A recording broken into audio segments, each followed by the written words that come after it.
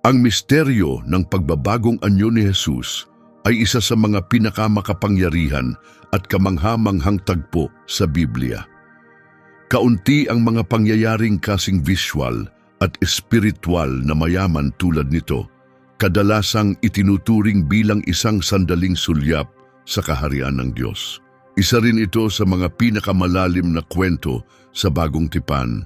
Kapag naririnig ng mga tao ang tungkol sa pagtatagpo ni Jesus kay Moises at Elias pagkatapos ng kanilang mga kamatayan, madalas nilang iniisip ito bilang isang panaginip o simbolikong pangitain. Ngunit ang nangyari sa bundok na iyon ay higit na tunay, higit pa sa metapora, higit pa sa pangunawa ng tao, at higit pa sa mga karaniwang hangganan ng buhay at kamatayan. Nagsimula ito sa isang desisyon na ginawa mismo ni Jesus. Maingat niyang inakyat ang isang matayog na bundok, malayo sa mga tao, at tanging 3 alagad lamang ang isinama niya. Alam niyang malapit na ang kanyang huling misyon sa Jerusalem, kaya pinili niya sina Pedro, Santiago at Juan upang sumama sa kanya. Hindi ito isang pagkakataon. Ang 3 alagad na ito ay bahagi ng kanyang pinakamagkakatiwalaang grupo. Nakasaksi sila ng mga sandali na hindi nakita ng iba, tulad ng muling ibalik ni Jesus sa buhay ang anak ni Jairo at sa kanyang matinding panalangin sa Getsemani. Ngunit ang kanilang mararanasan sa bundok ay higit pa sa anumang nakita nila. Ang lokasyon ay liblib at tahimik, mataas sa abalang mundo sa ibaba. Parang ang langit ay dumadampi sa lupa. Sa tahimik na lugar na iyon, sa pagitan ng pisikal at espiritual, isang hindi pangkaraniwang bagay ang nangyari. Ang pagpili ng bundok at ng mga partikular na alagad ay puno ng kahulugan. Sa mga kasulatan ng Hebreo, ang mga bundok ay mga lugar kung saan inihayag ng Diyos ang kanyang sarili.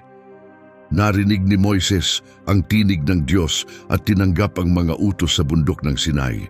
Tumayo si Elias sa bundok Carmel upang salubungin ang mga propeta ni Baal. Ngayon, narito sila muli.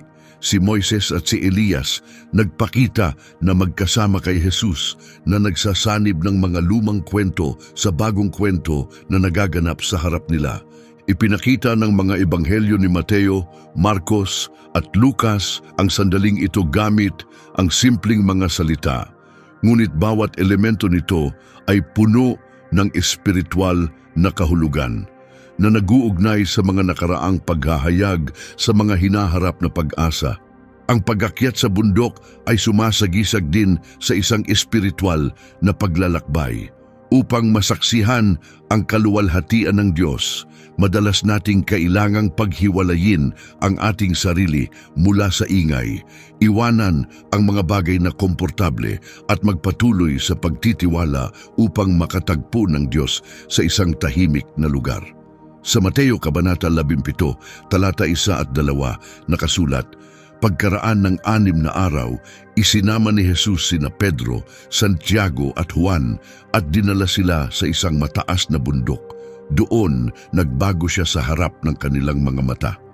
Ang kanyang mukha ay nagningning na kasing liwanag ng araw at ang kanyang mga damit ay kumislap na kasing puti ng liwanag. Ang banal na liwanag na dating nakatago sa loob ng kanyang katawang tao ay ngayon ay nagningning mula sa loob, hindi mula sa ibang lugar, kundi mula sa kanyang sariling banal na kalikasan. Ang salitang ginamit sa mga ebanghelyo para sa pagbabagong anyo ay mula sa Griegong salita na metamorpho, na nagbigay sa atin ng salitang metamorphosis. Hindi lang ito isang pagbabago na nakikita, ito ay isang pagpapahayag ng kanyang tunay na kalikasan. Ang liwanag ay hindi nanggaling sa langit o sa anumang kalapit. Nagmumula ito sa walang hanggang kaluwalhatian ng anak ng Diyos na sumabog mula sa kanyang anyong tao. Si Juan na naroroon ay magsusulat ng mga salitang ito. Nakita namin ang kanyang kaluwalhatian, ang kaluwalhatian ng kaisa-isang anak na mula sa Ama, puspos ng biyaya at katotohanan. Matatagpuan ito sa Juan 1:14. Ang kontrast ay kapansin-pansin, ang matibay na lupa sa ilalim ng kanilang mga paa at ang kumikislap na sulyap ng langit sa kanilang mga mata. Ang bundok ay hindi lang isang lugar. Ito ay naging isang ugnayan sa pagitan ng walang hanggan at ang kasalukuyan. Sa sandaling iyon, ang banal ay nakatagpo ng tao. Ang walang hanggan ay pumasok sa kasalukuyan. 3 ordinaryong tao, mga mangingisda mula sa Galilea, ang nakasaksi ng isang bagay na hindi nakita ng ibang tao sa buong mundo. Hindi mula pa noong panahon na ang presensya ng Diyos ay pumuno sa tabernakulo ay nakita ang ganitong kaluwalhatian. Ngunit ngayon, ang kaluwalhatiang iyon ay inihayag kay Kristo bago ang pagpapako sa krus, bago ang kanyang pagkabuhay na mag-uli, bago ang pagdating ng banal na Espiritu. Hindi ito isang panaginip o metapora. Totoo ito. Nakita nila ito gamit ang kanilang mga mata at narinig gamit ang kanilang mga tainga. Ang nangyari sa bundok ay hindi lang para sa kanilang paghanga. Ito ay isang malinaw na tanda ng layunin ng Diyos. Hindi sila dinala ni Jesus doon upang ipakita lamang ang isang kamanghamanghang bagay. Inihahanda niya sila. Ang mga darating na araw ay puno ng kalungkutan at takot. Makikita nilang tinatanggihan, nakakulong, pinapahirapan at ipinapako sa krus ang kanilang minamahal na guro. Ngunit bago mangyari ang lahat ng iyon, ibinigay ni Jesus sa kanila ang isang sulyap ng kaluwalhatian na susunod sa pagdurusa. Ang sandaling ito sa bundok ay hindi nangyari ng pagkakataon. Nangyari ito agad pagkatapos sabihin ni Jesus ng hayagan ng tungkol sa kanyang darating na kamatayan at muling pagkabuhay. Sa Mateo 16:28, sinabi ni Jesus, "Tinitiyak ko sa inyo, may ilan sa mga nakatayo dito na hindi mamamatay bago nila makita ang anak ng tao na dumarating sa kanyang kaharian." Pagkatapos 6 na araw lamang, naganap ang pagbabagong anyo. Hindi ito isang random na pangyayari. Ito ay katuparan ng pahayag na iyon, isang preview, isang pangako ng mga darating na bagay. Nakita ni na Pedro, Santiago at Juan gamit ang kanilang mga mata ang makikita ng buong sangkatauhan balang araw. Nakita nila ang anak ng tao na nagniningning sa autoridad at kaluwalhatian. Inihayag ang kaharian ng Diyos sa pamamagitan ng liwanag. Pumasok ang walang hanggan sa daloy ng panahon. Ang mapagpakumbabang tagapagligtas ay inihayag bilang ang nagwagi na hari. Hindi ito nangyari sa isang templo, sa isang lungsod o sa gitna ng mga tao. Naganap ito sa isang tahimik na bundok, malayo sa ingay.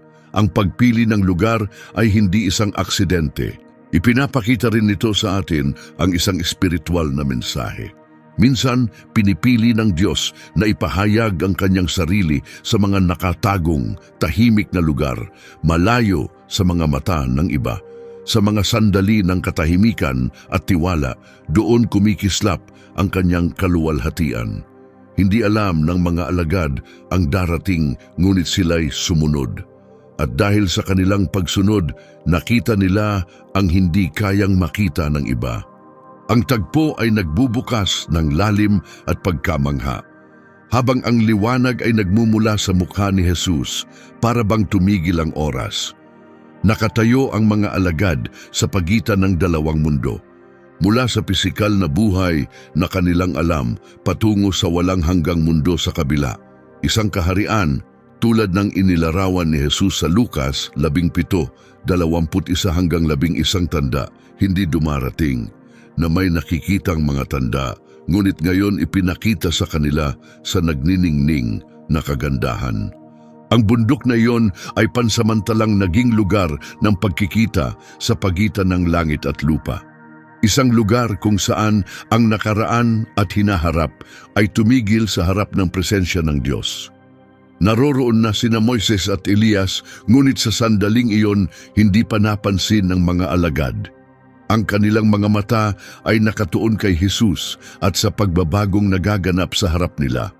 ang nakasisilaw na liwanag, ang pakiramdam na mula sa ibang mundo at ang pagbabago na nagaganap sa harap ng kanilang mga mata, lahat ng ito ay nagpapakita ng isang bagay na higit pa sa kayang abutin ng isipan. Walang mga salita upang ipaliwanag ito, tanging paghanga.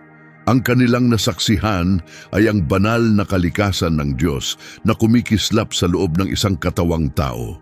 Ito ang katuparan ng hula sa Isaiah 6 na nagsasabing, tatawag sa kanya ng kamanghamanghang tagapayo, makapangyarihang Diyos, walang hanggang Ama, prinsipe ng kapayapaan. Habang dahan-dahang iniangkop ng mga alagad ang kanilang mga mata sa nagniningning na liwanag at sinusubukang unawain ang kanilang nakikita, isang mas kamanghamanghang pangyayari ang nangyari. Para bang muling bumukas ang panahon. Ang hadlang sa pagitan ng buhay at mga yumao ay nahatak pabalik. Dalawang figura na matagal nang iniwan ng mundo ay nagpakita sa tabi ng gloripikadong Kristo. Hindi sila mga ilusyon o bahagi ng isang panaginip. Tunay silang naroroon. Si Moises na namatay at si Elias na dinala sa langit ng hindi namamatay ay ngayon ay nakatayo kay Jesus habang ang kaluwalhatian ay patuloy na kumikislap mula sa kanya. Hindi ito mga anghel o mga simbolo. Sila ay mga tunay, buhay na tao. Sa kakaibang paraan, alam ng mga alagad kung sino sila kahit hindi pa nila sila nakikita. Isa si Moises, ang lalaking nag-lead sa mga Israelita palabas ng pagkaalipin, ang tumanggap ng batas ng Diyos sa bundok Sinai. Ang isa naman ay si Elias, ang propetang nag-utos ng apoy mula sa langit at nagdasal upang huminto at magsimula ang ulan.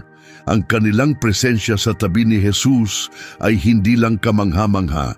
Ito ay may malalim na espiritual na kahulugan. Ngunit nagbigay din ito ng isang malaking misteryo sa Biblia. Paano sila nagpakita doon nang ang isa ay namatay at ang isa ay hindi nakaranas ng kamatayan?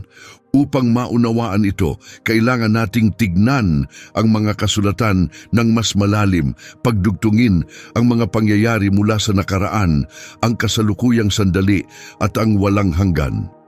Simulan natin kay Moises sa Deuteronomio 34:5 nakasulat.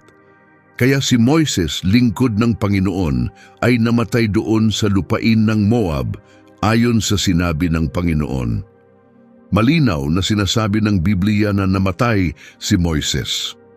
Ang susunod na talata, Deuteronomio 34:6, ay nagsasabi na ang Diyos mismo ang naglibing kay Moises at wala pang nakakita sa kanyang libingan. Ang kanyang pagpanaw ay mapayapa, banal at puno ng misteryo. Namatay siya sa bundok Nebo, tinitingnan ang lupaing ipinangako ng Diyos, bagamat hindi siya pinayagang pumasok doon. Ngunit ngayon, ilang daang taon pagkatapos siya ay buhay, nakatayo sa tabi ng Mesyas. Ang kamanghamanghang sandaling ito ay nagpapakita ng isang malalim na katotohanan.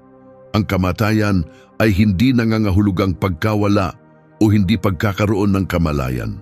Ang buhay ay nagpapatuloy kahit sa kabila ng katawan. Sa Ecclesiastes 12:7 nakasulat, ang katawan ay bumabalik sa lupa kung saan ito nanggaling at ang espiritu ay bumabalik sa Diyos na nagbigay nito. Kaya kahit na si Moises ay namatay, ang kanyang espiritu ay nanatiling buhay kasama ng Diyos. Ang kanyang pagpapakita sa tabi ni Jesus ay nagpapatunay na ang buhay ay hindi humihinto sa kamatayan. Ipinapakita rin nito na ang mga nag-aari sa Diyos ay nananatiling ganap na may kamalayan at maaaring maging bahagi ng kanyang banal na gawain kahit na lampas pa sa buhay na ito. Ang kwento ni Elias ay iba, hindi siya namatay. Sa 2 oras at 11 minuto mababasa natin, si Elias ay dinala sa langit sa pamamagitan ng ipo-ipo. Isa siya sa mga bihirang tao sa Biblia. tulad ni Enoch sa Henesis 5:24 na dinala sa presensya ng Diyos nang hindi dumaan sa kamatayan. Walang libing para kay Elias, walang libingan. Siya ay basta na lang nawala, dinala ng Diyos.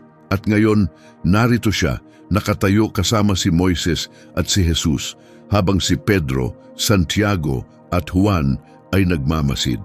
Ang kamanghamanghang sandaling ito ay nagpapadala ng isang malakas na mensahe. Ang tagpong ito ay hindi lamang isang langit nung pagkikita. Ito ay isang sulyap sa kung ano ang mangyayari sa katapusan ng panahon. Si Moises at si Elias ay hindi lamang nagpakita bilang mga kilalang figura mula sa nakaraan ng Israel. Sila ay kumakatawan sa mas malaki pang bagay. Si Moises ay kumakatawan sa mga namatay na naniniwala sa Diyos. Ang mga kasalukuyang nagpapahinga at naghihintay na muling buhayin. Si Elias ay kumakatawan sa mga magiging buhay pa kapag bumalik si Jesus at agad na magbabago. Magkasama, bumubuo sila ng isang kumpletong imahe ng mga naligtas na tao ng Diyos, ang mga pumanaw at ang mga magbabago sa isang iglap. Ang ideyang ito ay sumasalamin sa isinulat ni Pablo sa unang Korinto 15:51 hanggang 52. Hindi tayong lahat ay matutulog, ngunit tayong lahat ay magbabago. Sa isang kisap mata, sa isang unit ng mata, kapag tumunog ang huling trumpeta. May isa pang bagay na dapat mapansin, hindi tahimik ang pagpapakita ni Moises at Elias. Sila ay ganap na buhay, nagsasalita at may kamalayan. Sa Lucas 9:31 nakasulat, ang dalawang lalaking sina Moises at Elias ay nagpakita sa kaluwalhatian at nakipag-usap kay Jesus. Ang kanilang pag-uusap ay may focus. Pinag-usapan nila ang mga mangyayari sa Jerusalem. Ipinapakita ng Biblia na ang kanilang pagpapakita ay kaluwalhatian na nagpapakita na sila ay nakasuot ng langit nung ningning at ang kanilang paksa ang darating na kamatayan ni Jesus. Ang orihinal na Griegong teksto ay gumagamit ng salitang Exodus upang ilarawan ang gagawin ni Jesus. Titingnan pa natin ang salitang iyon, ngunit kahit ngayon, malinaw na nauunawaan ni Moises at Elias ang layunin ng misyon ni Jesus. Ipinapakita nito sa atin na sa espiritual na larangan may kamalayan, layunin at direksyon. Sila ay hindi mga nawawalang kaluluwa. Sila ay mga banal na lingkod, gising at kasali sa walang hanggan na gawain ng Diyos. Ngunit bakit si Moises at si Elias ang napili para sa sandaling ito? Bakit hindi iba? Bahagi ng sagot ay nasa kung paano nagtapos ang kanilang buhay sa lupa. Si Moises ay namatay, ngunit walang nakakita sa kanyang katawan. Si Elias ay dinala ng hindi namamatay.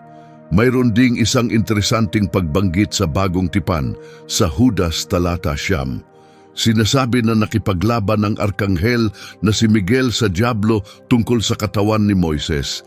Ang hindi pangkaraniwang detalye na ito ay nagpapahiwatig na may isang banal at nakatagong aspeto na pumapalibot sa kamatayan ni Moises. Isang misteryo na pinrotektahan ng Diyos na tumutukoy sa isang darating na sandali ng kaluwalhatian. Si Moises at si Elias sa maraming paraan ay nakatayo sa magkaibang panig ng parehong kwento. Ang kanilang buhay ay nagpapakita ng dalawang magkaibang landas. Ang isa ay dumaan sa kamatayan at ang isa naman ay sa pamamagitan ng pagbabago. Si Moises ay minsang nakita ang Diyos sa isang bundok, ngunit hindi siya pinayagang pumasok sa lupang pangako. Si Elias naman ay dinala sa langit sa isang malupit na kaluwalhatian. Si Moises ay kumakatawan sa paglalakbay ng pananampalataya patungo sa pangako. Si Elias ay nagpapakita ng huling tagumpay, ang pagpasok sa buhay na walang hanggan nang hindi dumaraan sa kamatayan. Si Moises ay namatay pagkatapos ng isang kasalanan ng hindi pagsunod. Si Elias ay dinala bilang gantimpala para sa isang tapat na buhay. Ngayon, pareho silang nakatayo sa tabi ng anak ng Diyos. Parang ang kasaysayan mismo ay maingat na pinagtagpi na nagdadala sa puntong ito sa bundok. Mahalaga ring tandaan na si Moises at si Elias ay hindi ipinanganak muli o binuhay mula sa mga patay. Sila ay buhay, ngunit sa isang gloripikadong kalagayan, bahagi ng isang realidad na lampas sa pisikal na mundo na ating alam.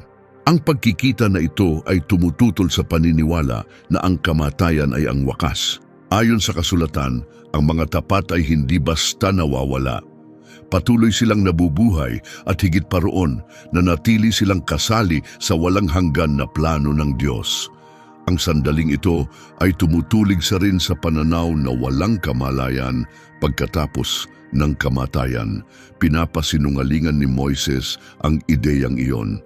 Hindi lamang siya buhay, siya ay kasali sa isang pag-uusap kasama ang Mesyas tungkol sa mga darating na pangyayari, mga pangyayaring hindi pa nangyayari sa panahon. Ipinapakita nito na ang walang hanggan ay nakikita ang tinatawag pa nating hinaharap.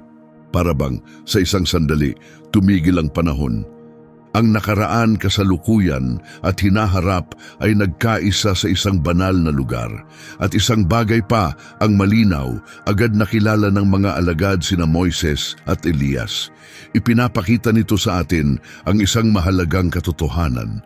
Ang ating pagkakakilanlan ay nagpapatuloy sa walang hanggan. Hindi tayo nawawala ang ating mga sarili.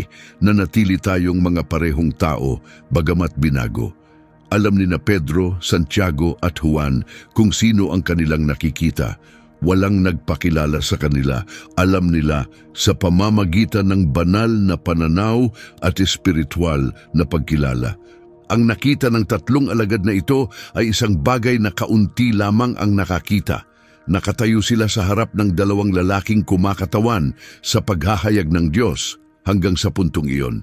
Si Moises ay minsang nakipag-usap ng direkta sa Diyos tulad ng ikinuwento sa Exodo 33:11. Si Elias ay narinig ang tinig ng Diyos sa isang banayad na bulong tulad ng nakatala sa Isahari 11. Ngayon parehong nakatayo sila sa harap ni Jesus, ang buhay na salita, Diyos sa anyo ng tao. Ang makapangyarihang tagpong ito ay nagsasalita rin tungkol sa tunay na awtoridad. Kahit na gaano katindi si Moises at si Elias, hindi sila ang pokus. Nakatayo sila sa tabi ni Jesus, hindi sa sentro ng atensyon, hindi sila nagsalita para sa kanilang sarili. Ang bawat mata at bawat salita ay nakatutok kay Kristo. Si Moises ay nagdala ng batas, si Elias ay naghanda ng daan para sa Panginoon. Ngunit ngayon, sila ay yumuko sa harap ng isa na tumupad sa lahat ng kanilang tinutukoy, ang batas, ang mga propesiya, ang pangako. Habang ang mga alagad ay nagsisikap na maunawaan ang lahat, nagsimulang marinig nila ang mga piraso ng isang pag-uusap na lumampas sa kanilang imahinasyon. At ang paksa ng kanilang pag-uusap ay hindi ang inaasahan nila. Hindi ito tungkol sa tagumpay o kapangyarihan sa lupa. Pinag-uusapan nila ang krus, ang darating na kamatayan at isang paglisan, bagamat ang paglisan na ito ay hindi nangangahulugang pagkawala, kundi kaligtasan. At dito, isang salita na nakatago sa mga teksto ng Ebanghelyo ang nagkakaroon ng makapangyarihang bagong kahulugan. Ito ay isang sinaunang salita, puno ng alaala at bigat. Dati, ito ay tumutukoy sa pagtakas ng Israel mula sa Ehipto. Ngunit ngayon, ito ay tumutukoy sa Jerusalem. Pinag-uugnay nito si Moises, si Elias at si Jesus sa isang solong banal na misyon. Pinag-uusapan nila ang isang Exodus at ang bagong Exodus na ito ay malapit nang mangyari, hindi sa lihim kundi para sa buong mundo na makita sa isang bundok na tinatawag na Calvary. Ano ang eksaktong sinabi nila? Hindi natin alam ang bawat detalye. Ngunit isang salita ang nagdadala ng buong tagpong ito sa focus, Exodus. Ang bundok ay patuloy na binabahan ng liwanag. Si Jesus na kumikislap sa banal na kaluwalhatian ay nakatayo kasama sina Moises at Elias, parehong nagniningning sa kaluwalhatian. Si Pedro, Santiago at Juan ay tahimik na bigla sa sandali. Ngunit sa ilalim ng makapangyarihang biswal, may isang mas malalim na nangyayari. May isang pag-uusap na nagaganap, isang makulay na palitan sa pagitan ng tatlong walang hanggang mga figura na puno ng buong bigat ng kasaysayan ng kaligtasan. Tanging si Lucas ang nagbigay sa atin ng sulyap sa kanilang mga salita. Sa Kabanata 9, talata 31, isinulat niya, "Nagpakita sila sa kaluwalhatian at nakipag-usap kay Jesus tungkol sa kanyang paglisan na malapit na niyang gawin sa Jerusalem." Ngunit ang Griegong salita na ginamit para sa paglisan ay Exodus. Hindi ito isang pagkakataon. Ang salitang ito ay hindi lamang poetikong naglalarawan ng kamatayan. Binubuksan nito ang pinto sa mas malalim na pag-unawa. Ito ay nagsisilbing isang espiritual na tulay na nag-uugnay sa dalawang dakilang gawain ng kaligtasan sa kwento ng Diyos. Si Moises ay minsang nag-lead ng isang exodus na nagpalaya sa mga Israelita mula sa pagkaalipin sa Ehipto. Tinawag ni Elias ang mga tao ng Diyos pabalik sa katotohanan nang sila ay tumalikod. At ngayon, pareho silang nakatayo kasama si Jesus. Pinag-uusapan ang isang bagong uri ng Exodus, hindi mula sa isang bansa, kundi mula sa isang sirang kalagayan ng tao.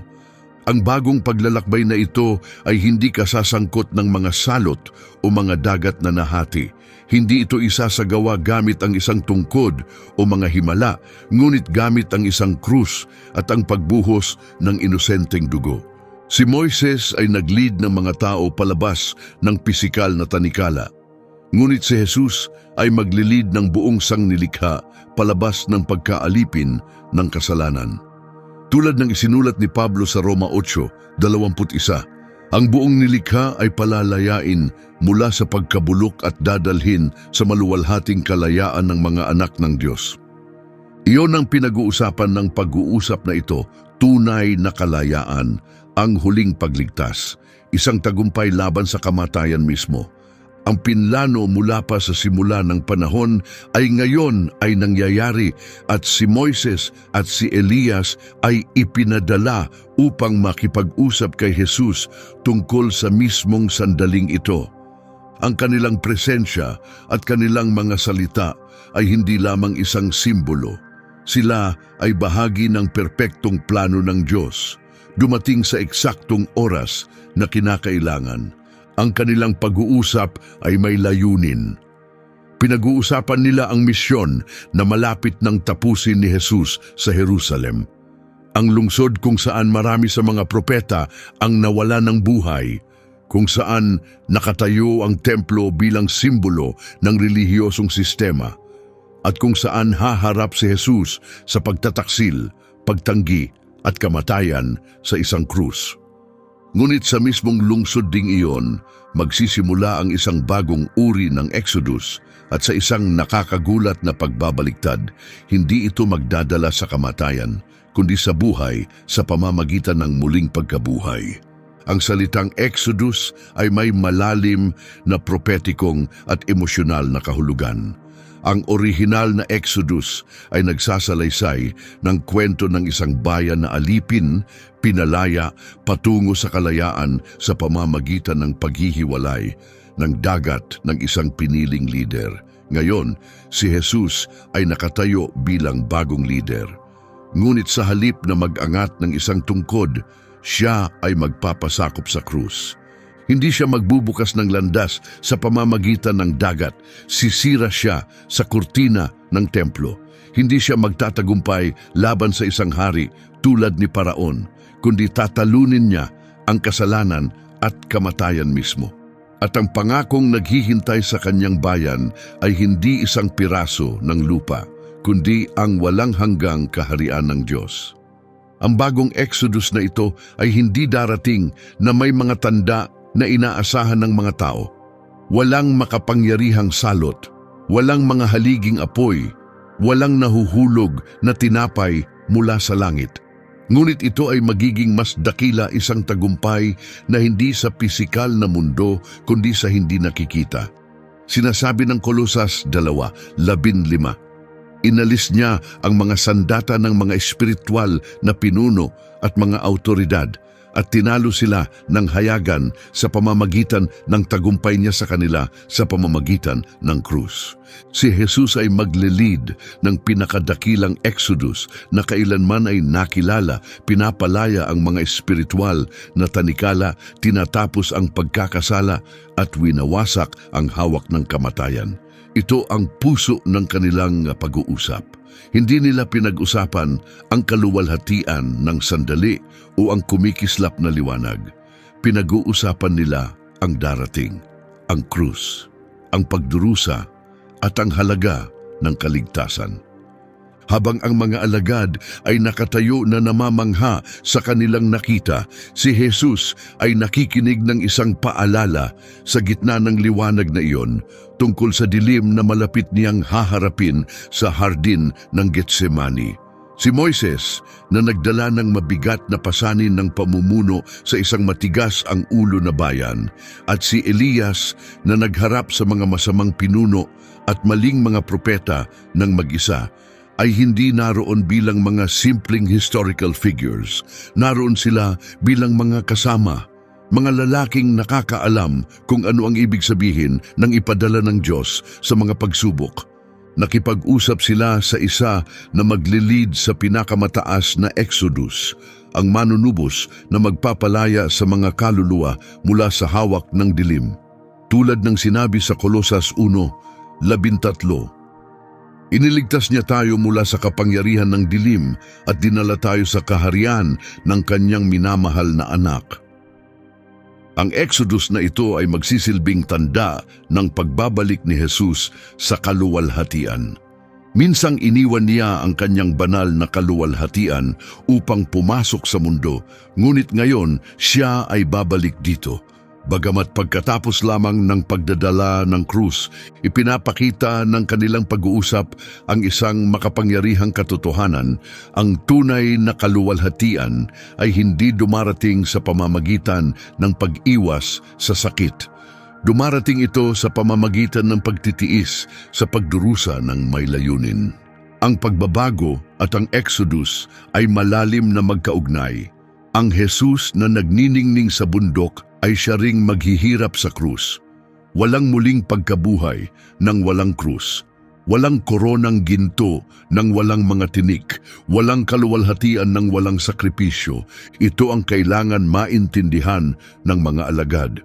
Bago makita ang isang trono, makikita nila ang isang krus. Bago marinig ang mga awit ng langit, maririnig nila ang dagundong ng galit na madla. Bago makita ang isang koronang ginto, makikita nila ang isa na yari sa tinik. Sa pamamagitan ng pagsasalita ng Exodus, pinagtibay ni na Moises at Elias na ang lahat ay nangyayari ayon sa perpektong disenyo ng Diyos. Walang iniwang pagkakataon, walang improbisadong plano. Ang krus ay hindi isang paglihis, lagi itong ang daan. Sa Gawa 2:23, ipinahayag ni Pedro na si Jesus ay ibinigay ayon sa layunin at paunang kaalaman ng Diyos. At ngayon, ang walang hanggan na planong ito ay tinatalakay ng tatlong banal na kinatawan. Isa mula sa langit, isa mula sa batas, at isa mula sa mga propeta. Ang paggamit ng salitang Exodus ay nagpapahiwatig din ng isang bagay na darating, ang pagbabalik ni Kristo. Gaya ng pagbaba ni Moises mula sa bundok matapos makipagkita sa Diyos, at si Elias na muling nagpakita sa Espiritu sa pamamagitan ng ministeryo ni Juan Bautista, si Jesus din ay babalik pagkatapos ng kanyang paglisan. Ang kanyang paglalakbay ay hindi magtatapos sa kamatayan, kundi sa muling pagkabuhay at sa huli sa kaluwalhatian. Ibinigay ni Jesus ang pangakong ito sa Juan 14:3. Kung pupunta ako at maghahanda ng lugar para sa inyo, babalik ako at dadalhin ko kayo upang makasama ko." Hindi pa lubos na nauunawaan ng mga alagad ang kanilang nasasaksihan, ngunit sa takdang panahon, ang banal na espiritu ay magbabalik sa kanila ng lahat ng ito. Habang pinapanood nila ang kanilang Panginoon na kinuha, binugbog at inilibing, ang alaala ng sandaling ito ay mananatili. At nang makita nilang buhay siyang muli, doon nila matutunan ang Exodus ay nangyari na at ang kalayaan ay nakamtan. Ang banal na sandali sa bundok na ito ay nagpapatunay na ang krus ay tinalakay na sa langit bago pa ito lumitaw sa lupa. Alam ng langit ang hindi pa kayang maunawaan ng mundo na ang kaluwalhatian ay dumarating sa pamamagitan ng sakit at ang kamatayan ay magdadala ng tagumpay. Upang tunay na maunawaan ang pagbabago, kailangang maunawaan ng mga alagad ang Exodus, hindi ang mula sa Ehipto, kundi ang nasa sentro ng Ebanghelyo kung saan ang pinakamalaking gawa ng paglaya ng Diyos ay malapit ng maganap. Habang ang langit ay nagsasalita ng sakripisyo, ang mga alagad ay tanging nakatayo at nanonood. Ngunit may mas dakilang bagay na darating. Kung si Moises at si Elias ay kumakatawan sa nakaraan at si Jesus ay nakatayo sa kasalukuyan, isang tanong ang nanatili: bakit sila dalawa? Bakit hindi si Abraham o si David o si Isaias? Bakit si Moises at si Elias ang nagpakita ngayon sa eksaktong sandaling ito? Ang sagot ay nasa mas malalim na disenyo ng kasulatan. Ang kanilang presensya ay hindi isang aksidente. Ito ay may layunin. Ito ay ang katuparan ng tadhana. Ito ay ang propesiya na sumik sa liwanag, buhay at nakikita sa harap ng mga mata ng mga alagad. Ang pagbabago, transfigurasyone, ay hindi lamang isang pagpapakita ng kaluwalhatian. Ito ay sumasalamin sa lumang tipan at ipinapakita ang tunay na focus nito, si Hesukristo. Ngunit bakit hindi mga figura tulad ni Abraham o David ang nagpakita? Dahil sa dami ng mga bayani ng pananampalataya na binanggit sa buong kasulatan, isang makatarungang tanong: bakit sina Moises at Elias ang mga nakatayo kasama ni Jesus sa makapangyarihang sandaling ito? Bakit hindi si Abraham, na kilala bilang ama ng pananampalataya, o si David, na tinawag na isang lalaking ayon sa puso ng Diyos? Ang sagot ay higit pa sa kasaysayan. Ipinapakita nito sa atin ang isang mahalagang aspeto ng plano ng Diyos at direktang konektado sa estruktura na humubog sa matagal ng inaasahang pagdating ng Mesiyas. Hindi lamang mga mahalagang historical figures, sina Moises at Elias. Sila ay mga buhay na larawan ng dalawang pangunahing pundasyon ng lumang tipan, ang batas at ang mga propeta. Si Moises ay tumanggap ng mga utos sa bundok Sinai. Dinala niya ang tipan ng Diyos sa bayan at inihayag ang kabanalan ng Diyos, kasama na ang seryosong kalikasan ng kasalanan. Si Elias, sa kabaligtaran, ay isang matapang na propeta na hinamon ang mga hari at mga tao. Nagsalita siya para sa Diyos, tinatawag ang mga tao na magbalik loob, mamuhay ng matuwid at manatiling tapat. Si Abraham ay may mahalagang papel sa pagsisimula ng bayan ng Diyos, at si David ay tumingin sa hinaharap para sa pagdating ng isang magiging hari. Ngunit sina Moises at Elias, sa kanilang mga buhay at tungkulin, ay nagtataglay ng pangunahing mensahe na naghanda sa Israel para sa pagdating ng Mesiyas. Kapag ang mga Hudyo ay tumutukoy sa kanilang mga kasulatan, madalas nilang ginagamit ang pariralang ang batas at ang mga propeta. Ang dalawang bahaging ito ay bumubuo ng espiritual na awtoridad ng kanilang mga banal na aklat. Sa Lucas 24:27, pagkatapos ng pagkabuhay na mag-uli, naglakad si Jesus kasama ang dalawang alagad sa daan patungong Emmaus. Nagsimula kay Moises at sa mga propeta, ipinakita niya sa kanila kung paano ang buong kasulatan ay tumutukoy sa kanya. Ipinaglagay ni Jesus ang kanyang sarili sa sentro ng lahat ng isinulat bago. At sa bundok, naging nakikita ang katotohanan ito. Si Moises na kumakatawan sa batas at si Elias na kumakatawan sa mga propeta ay nakatayo sa tabi ng isa na tumupad sa pareho. Si Moises ay nagdala ng batas na nagbigay liwanag sa perpektong pamantayan ng Diyos at kung gaano kalayo ang mga tao mula dito. Ipinaalam nito ang pangangailangan ng isang mas mahusay na tagapamagitan, isang taong mag-aalok ng huling sakripisyo. Si Elias ay nabuhay sa isang panahon ng matinding paghihimagsik. Ang kanyang tinig ay nag-anyaya sa mga tao na magbalik loob sa Diyos. Tuwing siya ay nagpakita, ito ay nangangahulugang isang hamon at pagkakataon para sa espiritual na muling pag-renew. Pareho silang tumingin sa hinaharap para sa isang mas dakilang tao. Sinasabi sa Juan 1:17 na habang ang batas ay dumating kay Moises, ang biyaya at katotohanan ay dinala ni Hesukristo. At sa Mateo 11:13, ipinaliwanag ni Jesus na ang batas at ang mga propeta ay nagsalita hanggang sa panahon ni Juan Bautista. Sa madaling salita, ang kanilang layunin ay hindi upang maging katapusan ng kwento, sila ay naroroon upang maghanda ng daan. Ngayon sa bundok, ang kanilang inaasahan ay dumating na. Ang batas ay nakakakita ng tunay na kahulugan kay Jesus sa kanyang perpektong pagsunod.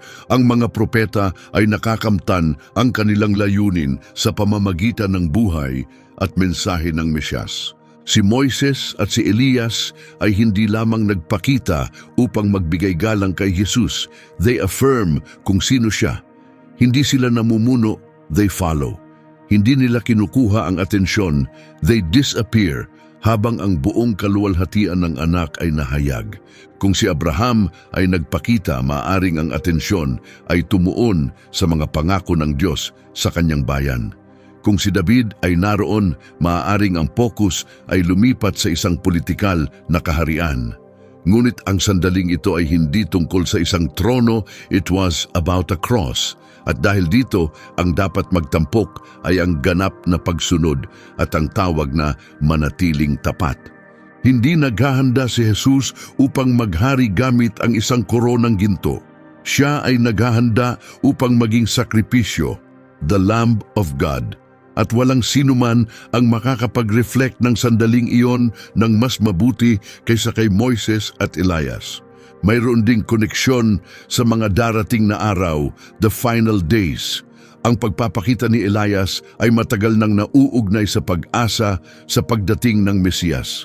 Sa Malakias 4:5, sinabi ng Diyos, "Isusugo ko ang propetang Elias bago dumating ang dakila at kakilakilabot na araw ng Panginoon." Ang inaasahan na ito ay napakalakas sa mga Hudyo, kaya pagkatapos ng pagbabago, tinanong ng mga alagad si Jesus, "Bakit sinasabi ng mga guro na kailangan mo nang dumating si Elias?" Sumagot si Jesus ng malinaw sa Mateo 17, si Elias ay dumating na at hindi siya nakilala ng mga tao. Dito, tinukoy ni Jesus si Juan Bautista. Gaya ng sinabi ng anghel na si Gabriel sa Lucas 1:17, dumating si Juan sa espiritu at lakas ni Elias. Ngunit ang pagpapakita ni Elias sa bundok ay nagpapahiwatig din ng isang darating na sandali, ang araw ng Panginoon. Ang kanyang presensya ay nagsasalita tungkol sa isang bagay na lampas sa mundong ito. Isang bagay na tumutukoy sa mga darating pa. Si Moises samantala ay pumanaw sa hindi pangkaraniwang mga pangyayari. Walang nakakaalam kung saan siya inilibing. Ang Judas talata 9 ay nagsasalita pa tungkol sa isang espiritual na labanan ukol sa kanyang katawan. Bakit mahalaga ito? Dahil ang papel ni Moises ay umabot lampas sa kanyang buhay. Ang kanyang misyon ay hindi lamang tungkol sa nakaraan, nagkaroon din ito ng propetikong kahulugan para sa hinaharap. Magkasama sina Moises at Elias ay hindi lamang kumakatawan sa pundasyon ng lumang tipan. Sila rin ay dalawang dakilang saksi na nagdadala sa atin kay Jesus. Isa ang kumakatawan sa nakasulat na salita, ang batas. Ang isa naman ay kumakatawan sa ipinahayag na salita, ang mga propeta.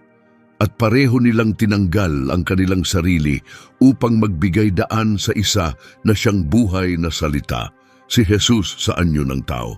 Nagpakita sila ng sandali at pagkatapos ay nawala dahil tapos na ang kanilang papel. Ngunit para kay Kristo, lahat ay nagsisimula pa lamang. Kaya't kapag natapos na ang lahat, inangat ng mga alagad ang kanilang mga mata at nakita nilang si Jesus lamang ang nakatayo roon. Ang mensahe ay malinaw, siya ang sentro. Wala na ang batas, wala na ang mga propeta, ngunit ang anak ay nananatili. Mula sa sandaling ito, ang kwento ay hindi na ipinagpatuloy ni Moises o Elias. Ito ay ikinuwento kay Jesus. Isang bagong pangako, isang bagong relasyon sa Diyos ang nagsisimulang maganyo. At ang nagsasalita ngayon ay hindi lamang isang mensahero ng Diyos. Siya ay ang Diyos mismo na nagsasalita gamit ang kanyang sariling tinig. Ang pagbabagong ito ay makapangyarihan. Sa Hebreo 1:1 hanggang 2, sinasabi na noong mga nakaraang panahon, nagsalita ang Diyos sa maraming paraan sa pamamagitan ng mga propeta. Ngunit ngayon, sa mga huling araw na ito, nagsasalita siya sa pamamagitan ng kanyang anak. Ito ang ipinapakita ng pagbabago, isang turning point mula sa luma patungo sa bago. Mula sa mga hudyat at imahe patungo sa tunay na bagay, mula sa pangako patungo sa katuparan, kahit na hindi pa nauunawaan ng mga alagad, ang lahat ay nakaayos na. Ang landas ay patungo sa krus, ang batas ay kumukuwit, ang mga propeta ay tumahimik, at ang anak ay patuloy na naglalakad, handang ibigay ang kanyang buhay. Ngunit may isa pang bagay na kailangang mangyari. Hanggang sa puntong ito, ang mga alagad ay tanging nakakita at nakinig lamang. Ngayon ang Diyos mismo ang magsasalita ng malakas, direktang, walang kalituhan na iiwan. Bubuksan ang langit, ngunit hindi upang banggitin si Moises, hindi upang purihin si Elias. Ito ay magsasalita tungkol kay Jesus, maliwanag at may ganap na kasiguruhan. Ipapahayag kung sino siya talaga at ipapakita ang kanyang gloripikadong anyo. Bago tayo magpatuloy, kung ang mensaheng ito ay nakapagbigay inspirasyon o lakas sa iyo, huwag kalimutan mag-like, mag-comment at mag-share, mag-subscribe sa channel. At kung nais mong suportahan kami, pindutin ang thanks button o maging isang miyembro sa pamamagitan ng pag-donate ng kahit anong halaga. Ang suporta na ito ay tumutulong sa amin upang patuloy na makagawa ng mga resources at content na magpapala sa iyong buhay. Ngayon magpatuloy tayo. Hanggang sa puntong ito, ang mga alagad ay naglakad kasama si Jesus sa kanyang pang-araw-araw na anyo. Nakita nila siyang pagod, gutom, tahimik. Nanonood sila nang umiiyak siya sa libingan ni Lazaro. Alam nila kung ano ang pakiramdam na makita siyang nagpapawis sa ilalim ng matinding araw ng Galilea. Ngunit ngayon, may isang bagay na kakaiba, isang bagay na banal, ang nangyayari sa bundok na iyon.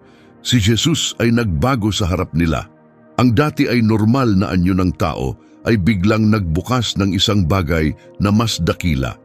Hindi ito isang pangitain, isang laro ng liwanag, o isang espiritual na panaginip. Ito ay ang tunay, nakikitang kaluwalhatian ni Kristo.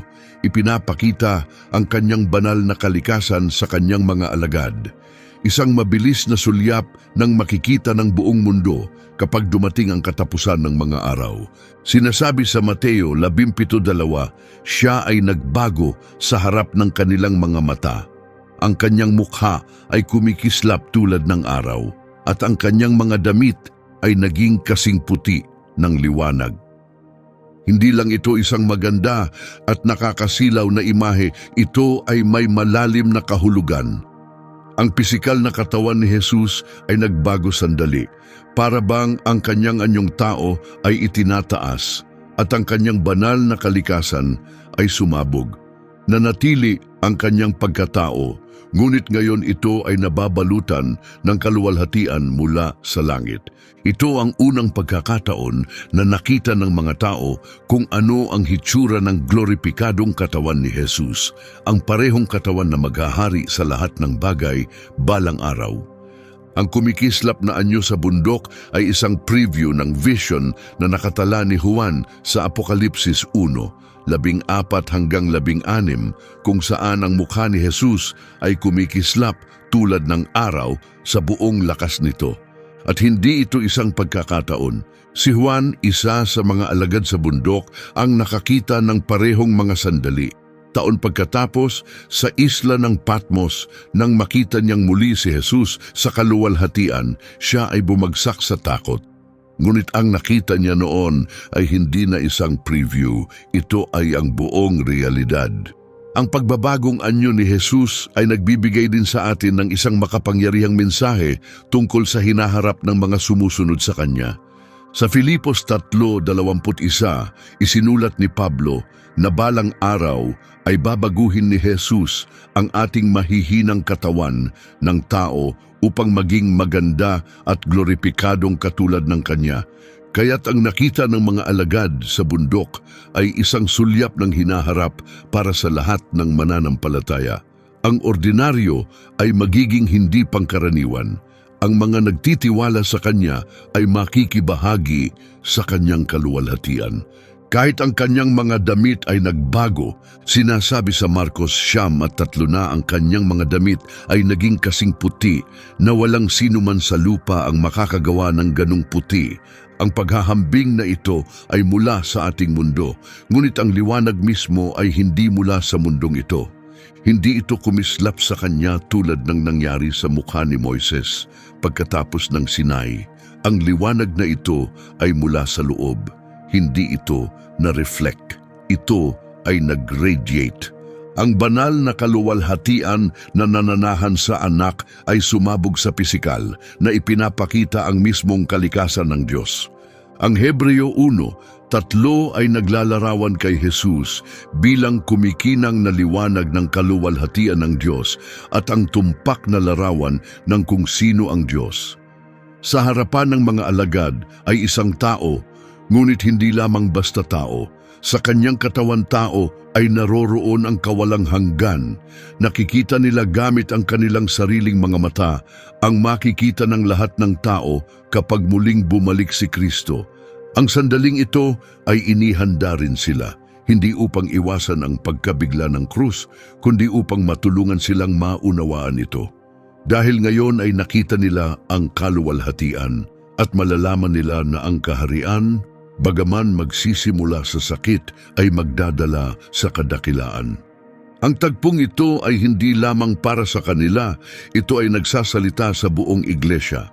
Ang nangyari sa bundok ay nagpapakita ng kung ano ang naghihintay para sa lahat ng sumusunod kay Jesus. Sa 1 Juan 3:2, mababasa natin, kapag siya ay dumating, magiging katulad tayo niya, dahil makikita natin siya kung paano siya talaga.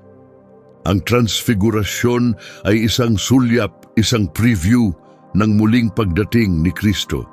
Hindi ito panaginip, hindi ito simbolo. Totoo ito, pisikal, nakikita, matibay. Hindi inisip lang ng mga alagad ang kanilang nakita. Hindi sila nahulog sa isang pangitain o malalim na pagkakatulog. Sila ay lubos na gising, nakatayo sa bundok, pinapanood si Jesus na kumikinang ng banal na kaluwalhatian sa katawan ng tao. At may isa pang nakakagulat na detalye, ito ay nangyari bago pa ang krus. Ang nakita nila ay isang sandali ng hinaharap na kaluwalhatian na pumasok sa kasalukuyan.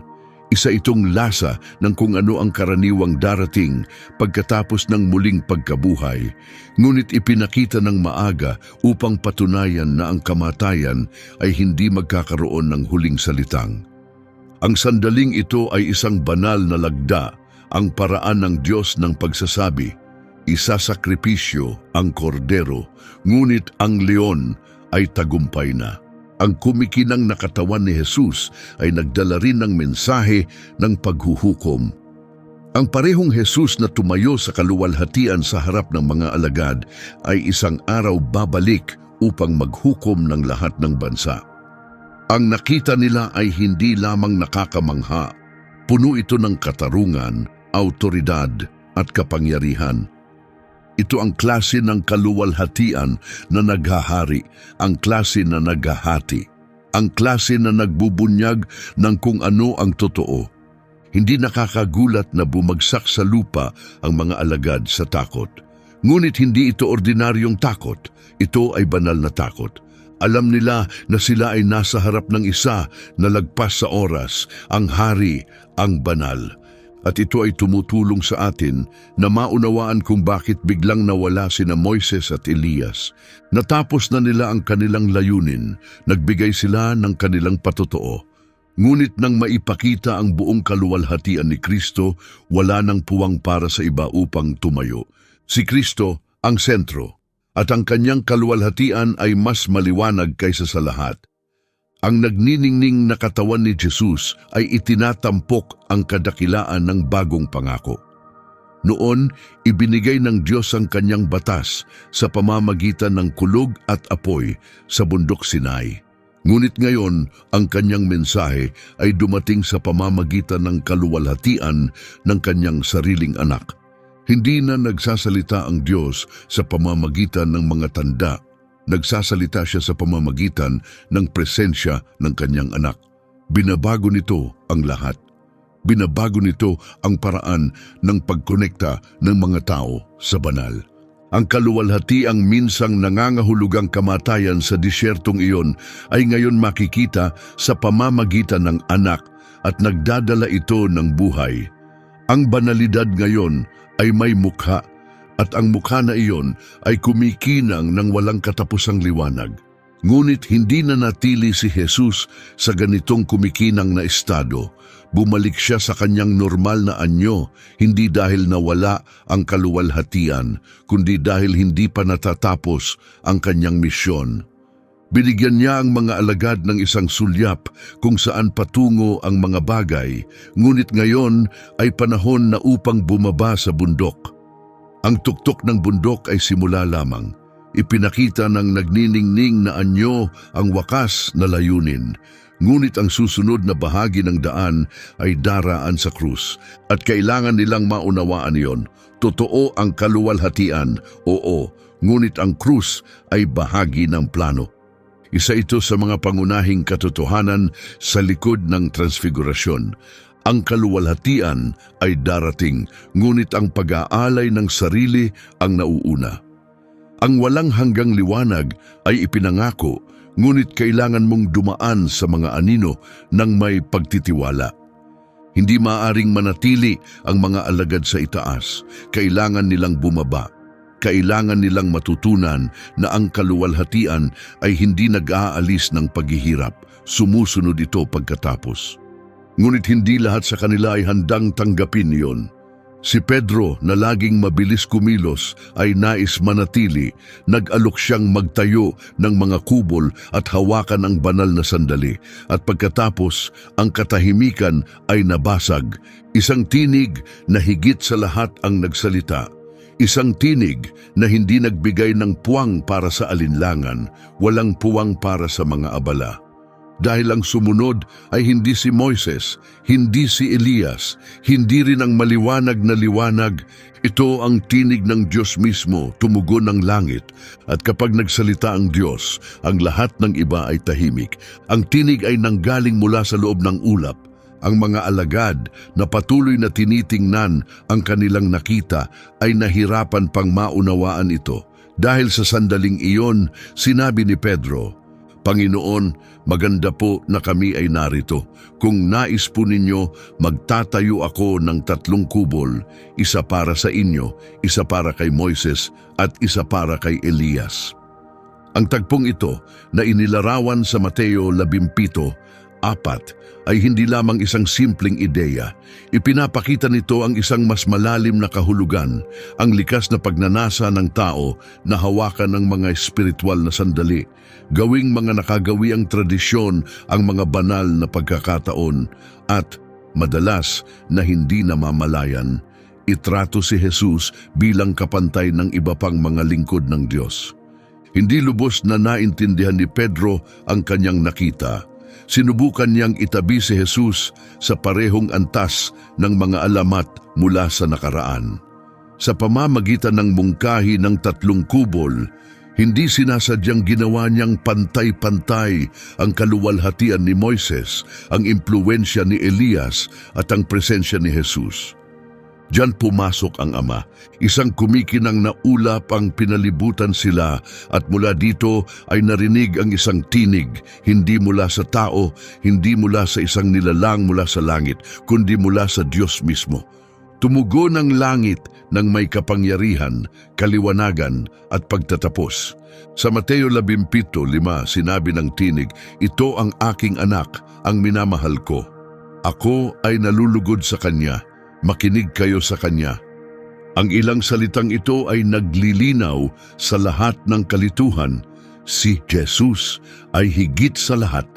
Hindi siya isang guro o isang mensahero lamang, siya ang anak ng Diyos. At nang malinaw itong ipahayag, wala nang kailangan pang paghahambing. Ito ang ikalawang pagkakataon na narinig ang tinig ng Ama na pinapalakas ang kanyang anak. Ang una ay nang bautismuhan si Jesus at sinimulan ang kanyang pampublikong misyon. Ngayon, sa bundok na ito, muli na namang nagsalita ang tinig, ipinakikilala ang landas na magdadala sa krus. Ngunit ang Ama ay hindi lamang naghayag ng pagmamahal, nagbigay din siya ng direktang utos, makinig kayo sa Kanya. Huwag sundin ng batas higit sa lahat, huwag tratuhin ang mga propeta bilang huling tinig, sundin ang anak, siya ang kumpleto at huling mensahe mula sa Diyos. Ang ulap sa kwentong ito ay puno ng simbolismo. Sa mga sinaunang panahon, ipinapakita ng ulap ang kalapitan ng Diyos sa kanyang bayan. Pinangunahan niya sila sa disyerto, pinaligiran ang templo ng pagsamba at tinakpan ang bundok Sinai. Ngayon, ang parehong ulap ay pinalilibutan si Jesus, hindi upang magtakda ng distansya, kundi upang ipahayag na ang buong presensya ng Diyos ay nananahan sa Kanya. Pinagtibay ito sa Hebreo 1:2. Sa mga huling araw na ito, nakipag-usap sa atin ang Diyos sa pamamagitan ng Kanyang anak. Nagtapos na ang matagal na katahimikan ng mga panahon, hindi sa pamamagitan ng mga bagong batas o mas maraming pangitain, kundi sa pamamagitan ng Diyos na naging laman at nagsalita bilang buhay na salita. Nang marinig ng mga alagad ang tinig, sila ay bumagsak sa lupa, tinatablan ng takot. Hindi lang ito ang takot na may paghanga, ito ay banal na takot. Napagtanto nilang nakarinig sila ng isang bagay na hindi kayang tiisin ng isang tao mag-isa.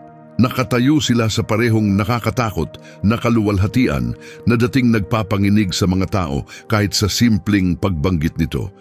Ito ang parehong klase ng takot na naramdaman ni Isaias sa silid trono ng Diyos.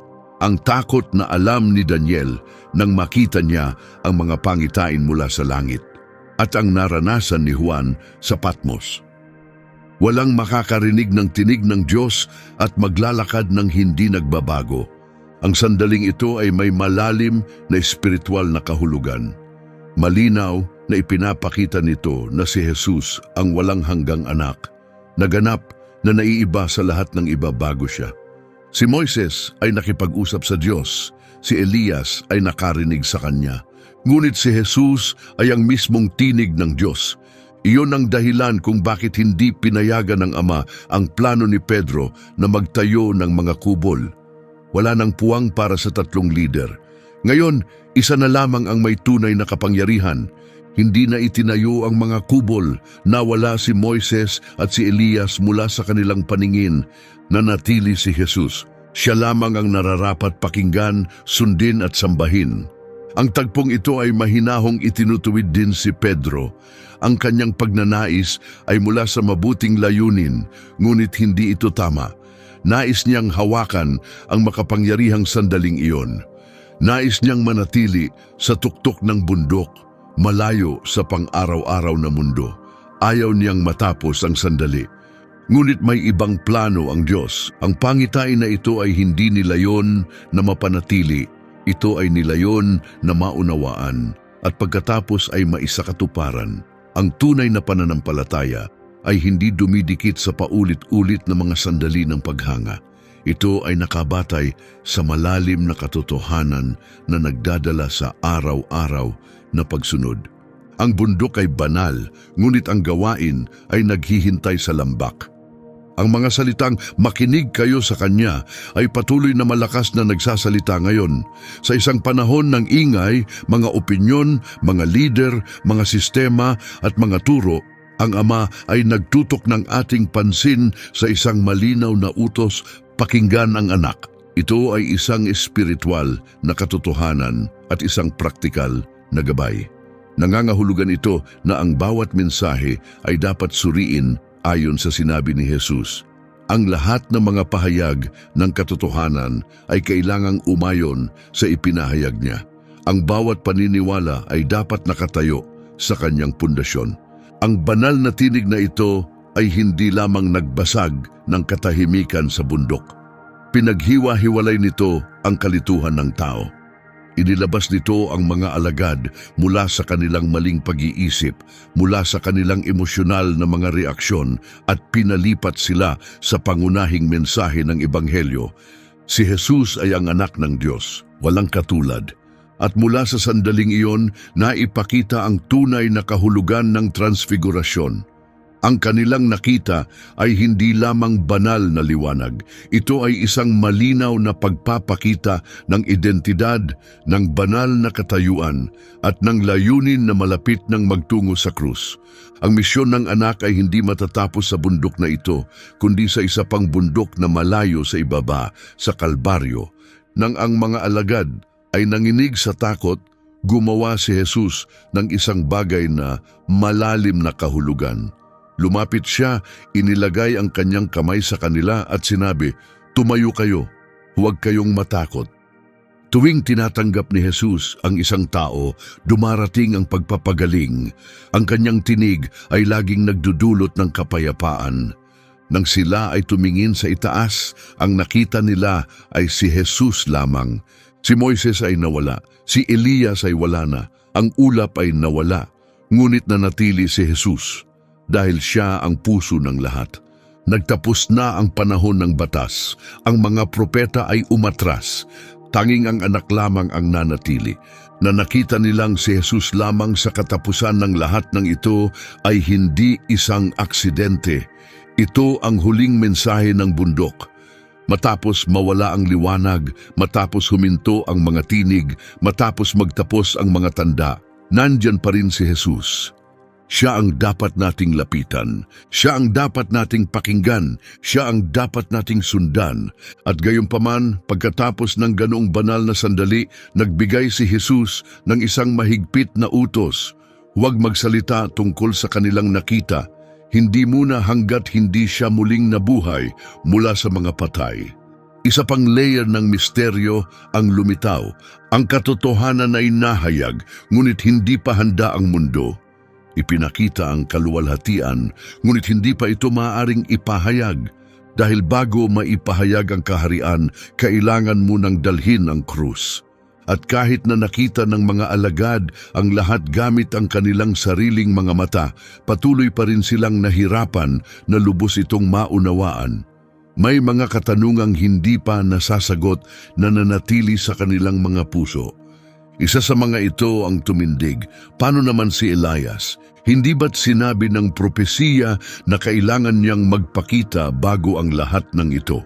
At kaya, pagkatapos ng nakamamanghang karanasang ito at pagkatapos hilinging itago ito, binigyan sila ni Jesus ng hindi inaasahang sagot. Hindi sila pinapunta ni Jesus upang sabihin sa mga tao ang kanilang nakita. Hindi niya sila inutusan na ipahayag na nagpakita sina Moises at Elias. Hindi rin niya pinayagang magsalita sila tungkol sa makapangyarihang tinig ng Ama. Sa halip, habang bumababa sila mula sa bundok, binigyan niya sila ng isang mahigpit na utos tulad ng nakasaad sa Mateo 17:9.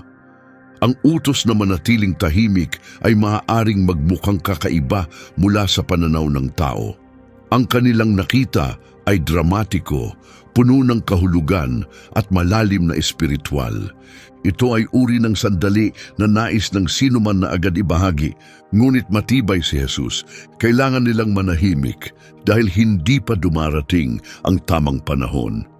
Itinuturo nito sa atin ang isang mahalagang bagay tungkol sa kaharian ng Diyos. Hindi ito gumagana tulad ng mga kaharian ng tao.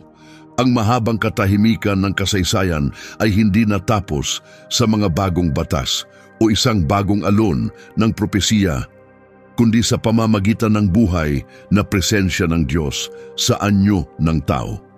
Nang marinig ng mga alagad ang tinig, sila ay bumagsak sa lupa, tinatablan ng takot. Hindi ito simpleng paggalang, ito ay takot na puno ng kabanalan. Alam nilang narinig nila ang isang bagay na hindi kayang tiisin ng sinuman mag-isa. Nakatayo sila sa harap ng parehong kaluwalhatian na pumupuno sa langit. Kaluwalhati ang tanging mga sinaunang propeta lamang ang maglakas loob na banggitin. Ito ang takot na naramdaman ni Isaias nang makita ang trono ng Diyos, ang paghanga na yumanig kay Daniel sa kanyang mga pangitain, ang labis na kabighanian na naramdaman ni Juan sa Patmos. Ang pakikinig sa tinig ng Diyos ay nagbabago ng isang tao magpakailanman. Ang sandaling ito ay nagmamarka ng isang pag-ikot sa espiritual na pag-unawa. Matibay nitong pinagtitibay na si Jesus ay hindi lamang isa pang mensahero. Siya ang anak na laging umiiral. Ganap siyang hiwalay sa lahat ng mga nauna sa kanya. Si Moises ay nakipag-usap sa Diyos. Si Elias ay nakarinig sa kanya. Ngunit si Jesus ang mismong mensahe ng Diyos na naging laman. Iyon ang dahilan kung bakit pinigilan ng Ama ang plano ni Pedro na magtayo ng mga kubol. Tapos na ang panahon ng magkakabahaging autoridad. Ngayon, isa lamang ang mangunguna. Walang itinayong mga kubol. Tahimik na nawala sina Moises at Elias. Si Jesus lamang ang nanatili. At siya lamang ang dapat nating pakinggan, sundin at sambahin. Ang sandaling ito ay nagdadala rin ng mahinahong pagwawasto. Si Pedro, bagamat tapat, ay nagkamali sa kanyang nais manatili doon, hawakan ang kamanghamanghang sandali. Ayaw niyang iwanan ang bundok. Nais niyang protektahan ang kakaibang karanasan at iwasan ang pagbabalik sa mundo sa ibaba. Ngunit hindi pinayagan ng Diyos iyon. Ang layunin ng pangitain ay hindi upang itago ito bilang isang yaman. Ito ay nilayon upang maunawaan at sundan. Ang tunay na pananampalataya ay hindi nakabase sa patuloy na emosyonal na mga karanasan, kundi sa matatag na katotohanan na nagdadala sa pagsunod. Ang bundok ay banal, ngunit ang tunay na tawag ay naghihintay sa lambak. Ang utos na makinig kayo sa Kanya ay patuloy na umaabot bilang isang banal na utos. Sa isang mundo na puno ng maraming tinig, mga tagapagsalita, mga impluensyador, mga tradisyon at mga ideya, ang tinig ng Ama ay nagbibigay sa atin ng isang malinaw na direksyon, makinig sa anak. Ang mensaheng ito ay parehong espiritual at praktikal. Pinapaalala nito sa atin na ang bawat turo ay dapat tumugma sa sinabi ni Jesus. Ang anumang pag-angkin ng pahayag ay dapat magpakita ng kanyang ipinakita. Ang bawat paniniwala ay dapat nakatayo sa kanya. Ang tinig ay hindi lamang nagbasag ng katahimikan ng bundok. Pinaghiwa-hiwalay nito ang katahimikan sa pag-unawa ng tao. Inilabas nito ang mga alagad mula sa kanilang kalituhan at inilagak sila sa katotohanan sa gitna ng Ebanghelyo. Si Jesus ang anak ng Diyos. Walang ibang tulad niya. At mula sa sandaling iyon, nagsimula ng magbukas ang tunay na kahulugan ng kanilang nakita. Hindi lang nila nakita ang isang pagpapakita ng liwanag, nakita nila ang banal na identidad, autoridad at layunin. At ang layuning iyon ay hindi matatapos sa tuktok ng bundok na ito, kundi sa isa pang bundok, ang burol na tinatawag na Kalbaryo. Ang reaksyon ni Jesus sa kanilang takot ay puno rin ng awa. Lumapit siya, mahinahong hinaplos sila, at sinabi, "Tumayo kayo, huwag kayong matakot." Ang haplos ni Jesus ay laging nagdudulot ng pagpapagaling. Ang kanyang tinig ay laging nagdadala ng kapayapaan, at nang itaas nila ang kanilang mga mata, nakita nila si Jesus lamang. Nawala na sina Moises at Elias, ang ulap ay nawala. Ngunit nanatili si Jesus dahil ang lahat ay nakasentro sa Kanya. Nagampanan na ng batas at mga propeta ang kanilang bahagi. Ngayon tanging ang anak lamang ang nanatili roon. Na nakita lamang nila si Jesus sa katapusan ng lahat ng ito ay hindi isang aksidente. Ito ang tumatagal na mensahe ng kanilang nakita. Kapag ang liwanag ay nawala, kapag ang mga tinig ay huminto, kapag ang mga tanda ay nagtapos, siya ay nananatili. Siya ang dapat nating tingnan, siya ang dapat nating pakinggan, siya ang dapat nating sundan. Ngunit kahit pagkatapos ng ganoong kamanghamanghang karanasan, nagbigay si Jesus ng isang malinaw na utos, huwag magsalita tungkol dito hanggang pagkatapos niyang mabuhay mula sa mga patay. Isang bagong misteryo ang nagsimulang magbukas. Ang katotohanan ay nahayag, ngunit hindi pa dumating ang panahon upang ipahayag ito. Ipinakita ang kaluwalhatian, ngunit hindi pa ito handa para sa pampublikong pagpapahayag. Dahil bago maipahayag ang kaharian, kailangan munang dalhin ang krus. Kahit na nakita nila ang isang kamanghamanghang bagay, hindi pa rin nauunawaan ng mga alagad ang buong larawan. Mayroon pa silang mga katanungan at isa sa mga ito ang tumindig. Paano naman si Elias? Hindi ba't sinabi ng kasulatan na kailangan niyang magpakita bago ang Mesyas? Sinabi ni Jesus sa kanila na huwag magsalita tungkol sa pangitain. At pagkatapos ng sandaling ito na nagbago ng buhay, ang ginawa niya ay ikinagulat nila. Hindi niya sila inutusan na ipakalat ang balita. Hindi niya sila tinuruan na pag-usapan sina Moises at Elias. Hindi rin niya pinayagan silang ulitin ang tinig mula sa langit. Sa halip, habang bumababa sila mula sa bundok, binigyan niya sila ng mahigpit na utos, tulad ng nakasaad sa Mateo 17, "Siyam, huwag magsalita ng kahit isang salita tungkol dito hanggang hindi siya muling nabuhay mula sa mga patay." Ang utos na iyon ay maaaring magmukhang kakaiba sa ating pananaw. Ang kanilang nakita ay labis na kamangha-mangha upang itago. Ito ay makapangyarihan, propesyal, niyayakap ang buong mundo. Eksaktong uri ng kaganapan na nais ng sinuman na ibahagi agad. Ngunit matibay si Jesus manatiling tahimik dahil hindi pa dumating ang tamang panahon upang magsalita. Ipinapakita nito ang isang malalim na katotohanan tungkol sa kaharian ng Diyos.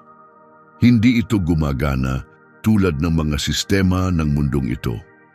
Hindi ito nakabatay sa kasikatan o pansin. Lumalago ito ng tahimik tulad ng isang buto na inilibing sa lupa. Sa puntong iyon, ang kaluwalhatian ni Jesus ay hindi maaaring paghiwalayin mula sa kanyang darating na pagdurusa.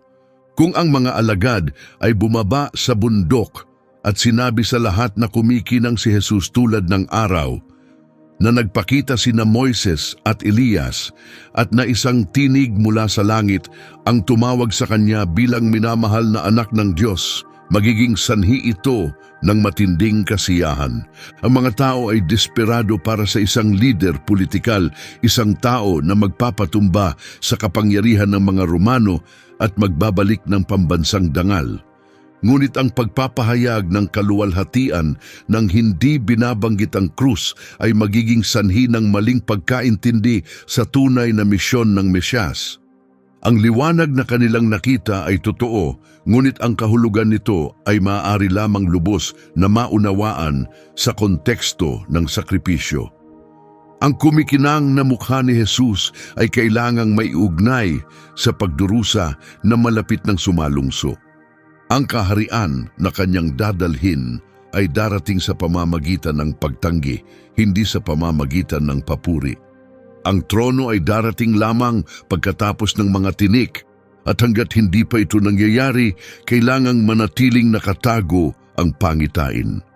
Pinrotektahan din ng katahimikan ang mga alagad. Hindi pa sila handang ipaliwanag ang kanilang nakita. Ang sandaling iyon ay masyadong banal para sa mga salitang mababaw. Nakita nila ang kawalang hanggan, ngunit patuloy pa silang nabubuhay sa isang mundong nakakadena sa oras. Naunawaan nila ang karanasan, ngunit hindi pa ang buong kahulugan nito. Ang katahimikan ay nagbigay daan para mag-ugat at lumago ang katotohanan sa kanilang mga puso. Pagkatapos, bubuksan ng banal na espiritu ang kanilang mga isipan at puso upang lubos nilang maunawaan ang tunay na kahulugan ng sandaling iyon sa bundok. Alam ni Jesus na ang krus ay magpapaalab ng takot kahit sa mga pinakamalapit sa Kanya. Alam niya na ang pagtataksil, ang pananakit at ang pagpapako sa krus ay magdudulot ng matinding lungkot at kalituhan. Kaya't pinayagan niya ang ilan sa kanila na masaksihan ang kanyang kaluwalhatian, hindi upang mag-usap sila tungkol dito, kundi upang hawakan nila ito. Kapag ang lahat ay tila nawawala, kapag ang langit ay dumilim sa ibabaw ng krus, aalala nila ang tuktok ng bundok. May intindihan nila na ang pagdurusa ay hindi kabiguan, bahagi ito ng plano, na ang kaluwalhatian ay hindi nawala, ito ay naghihintay lamang.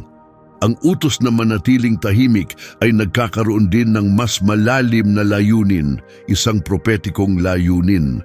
Ang mga akda ni Isaias, lalo na ang Kabanata 53, ay naglalarawan sa darating na tagapagligtas bilang isang tinanggihan, pinahirapan at nilait na tao. Kung ang transfigurasyon ay ibinahagi ng maaga, tatanggalin nito ang focus mula sa mga propesiyang iyon. Ang mga tao ay hindi handang tanggapin ang isang lingkod, naghihintay sila para sa isang tagapamahala. Ngunit ang kaharian ng Diyos ay hindi nagsisimula sa pagdiriwang. Nagsisimula ito sa sakripisyo. Nagsisimula ito sa pagbabalik loob ng lahat. Nagsisimula ito sa katahimikan, sa pagsasabi niya sa kanyang mga tagasunod na huwag magsalita hanggang pagkatapos niyang mabuhay mula sa mga patay. Tinukoy ni Jesus ang isang mahalagang punto sa kasaysayan.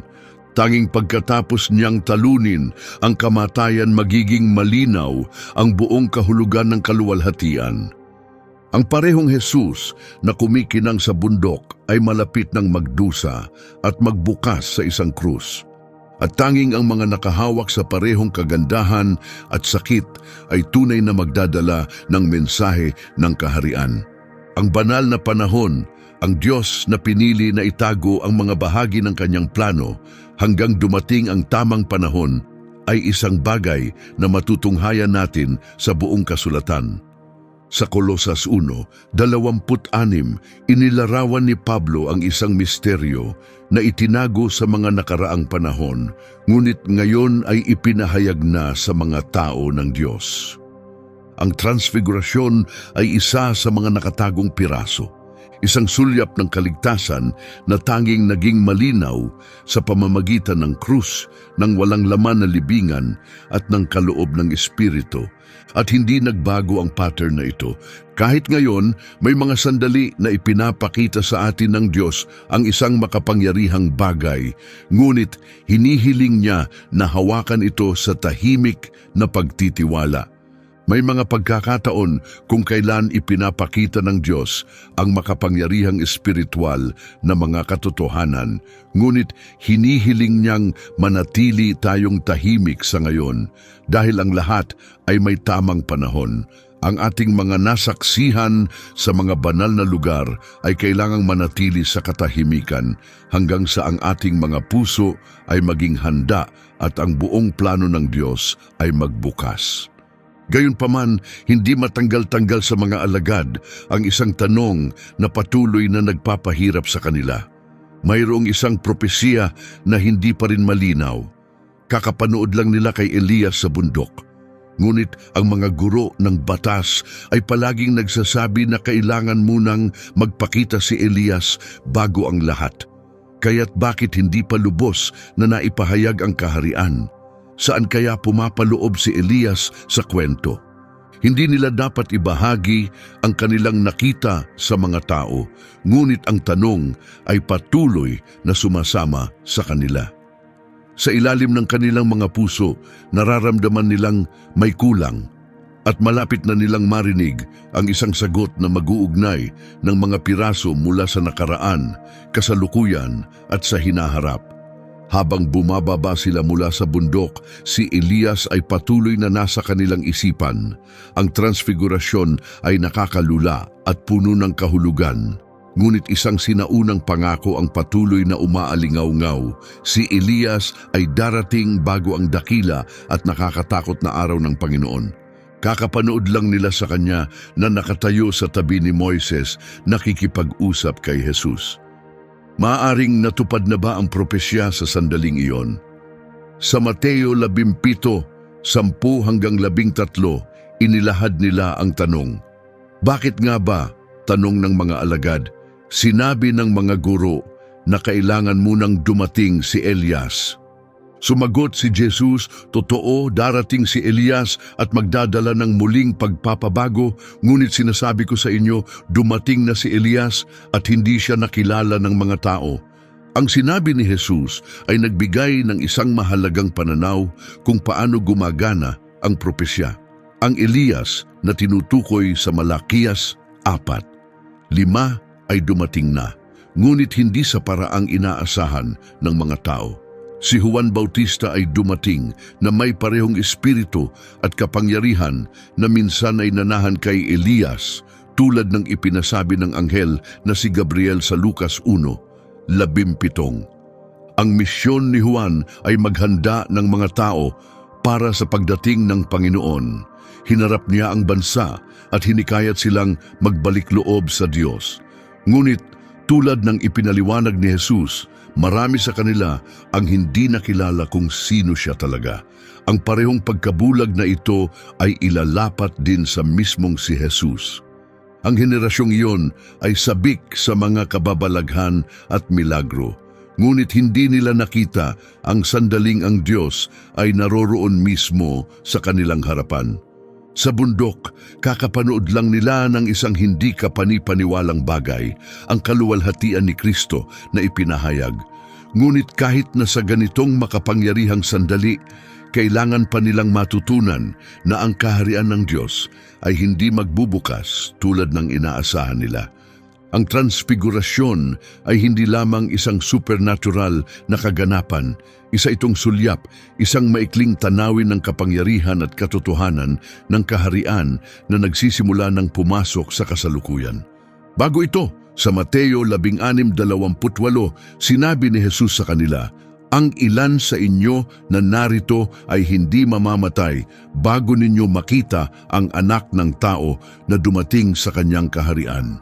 Ang pangako na ito ay nagsimula nang magbukas sa bundok na iyon. Hindi lamang mga manonood ang sina Pedro, Santiago at Juan. Pumasok sila sa isang sandali kung saan ang kawalang hanggan ay humaplos sa oras. Madalas iniisip ng mga tao ang kaharian ng Diyos bilang isang bagay na malayo pa. Ngunit ang sandaling ito ay ipinakita na ito ay aktibo na, umaandar na, malapit na. Nang magbago si Jesus, pinagtibay ng tinig ng Ama at nakita silang nag-uusap kay Moises at Elias. Isang pahayag ito, ang kaharian ay hindi lang panghinaharap, nasa kasalukuyan ito. Ang kaharian na ito ay nagsisimula ng tahimik sa loob ng puso, ngunit balang araw makikita ito ng lahat ng buo. Ang pagtingin kay Jesus, Moises at Elias na magkasama ay nagpapakita ng kabuuan ng kaharian. Ang batas, ang mga propeta at ang buhay na salita ay nagkita, nakaraan, kasalukuyan at hinaharap ay nagsanib sa isang lugar. Sa banal na sandaling iyon, ang bundok ay hindi lamang isang likuran. Ito ay naging isang banal na espasyo, isang sagradong pagkikita kung saan ang langit at lupa ay nagtagpo. Ngunit hindi pa rin nauunawaan ng mga alagad kung paano bubangon ang kaharian na ito. Hindi ito dadaan sa pamamagitan ng lakas. Walang mga tagumpay sa digmaan, walang mga seremonyang royal, walang kapangyarihang politikal. Darating ang kaharian na ito sa pamamagitan ng sakripisyo, sa pamamagitan ng kamatayan ni Jesus, sa pamamagitan ng krus, sa pamamagitan ng pagbibigay ng lahat. Iyon ang dahilan kung bakit hindi maaaring manatili ang kaluwalhatian. Iyon ang dahilan kung bakit sinabi ni Jesus sa kanila na manatiling tahimik.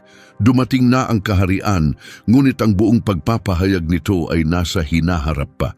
Ang transfigurasyon ay nagsilbing isang makapangyarihang signal, itinuturo kung ano ang darating. Ngunit pinapaalala rin sa kanila na buksan ang kanilang mga mata sa kung ano ang ginagawa na ng Diyos. Ang nakita ni na Pedro, Santiago at Juan sa bundok ay isang sulyap ng makikita ng buong mundo balang araw. Kapag bumukas ang langit at bumalik ang anak ng tao na may kaluwalhatian. Hanggang dumating ang huling araw na iyon, ang mga mananampalataya ay tinawag na mabuhay sa espasyo sa pagitan ng kung ano ang mayroon na at kung ano ang darating pa. Dala nila ang pag-asa ng hinaharap kahit na humaharap sa mga pagsubok ng ngayon. Ang balanse sa pagitan ng nagsimula ng at darating pa ay nasa puso ng Ebanghelyo. Sinabi sa Hebreo 6:5 ang tungkol sa mga nakatikim ng mga kapangyarihan ng darating na panahon. Iyon mismo ang nangyari sa bundok. Sa isang maikling sandali, naranasan nila ang isang piraso ng hinaharap at ito ay nagbago sa kanila magpakailanman. Ang alaala na iyon ay magbibigay sa kanila ng lakas sa pinakamadilim na sandali ng kanilang buhay. Mga taon nang lumipas, si Pedro ay magbabalik tanaw sa araw na iyon. Sa kanyang ikalawang liham, 2 Pedro 1:16, isinulat niya, "Hindi kami sumusunod sa mga katang-isip na kwento nang ipaalam namin sa inyo ang kapangyarihan at pagdating ni Hesukristo. Nakita namin ang kanyang kadakilaan gamit ang aming mga sariling mata." Ang transfigurasyon ay hindi isang alamat. Ito ay isang sandali ng katotohanan, isang pagkikita ng isang bagay na walang hanggan.